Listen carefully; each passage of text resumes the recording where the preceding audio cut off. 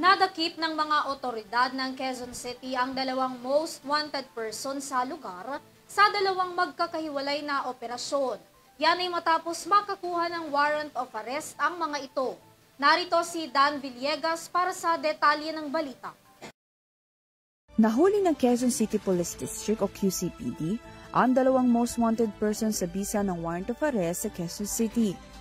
Ayon kay QCPD Director Police Brigadier General Rodrigo Maranan, nadakip ang mga sospek sa magkahiwalay na operasyon ng mga otoridad.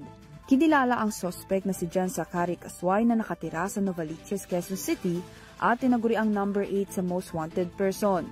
Nahaharap sa kasong RA 10883 o ang New Anti-Kidnapping Act of 2016 at PB 1866 na inamyendahan ng RA 9516 sa Regional Trial Court ng Quezon City at RA 6539 sa Marikina City. Inaresto naman ang isa pang sospek na kinilala bilang si Jovito Burlayan Bolongita na tinagurian namang number 6 sa most wanted person sa Misamis Oriental at nahuli sa kanyang tinitirahan sa Barangay Pansol, Quezon City.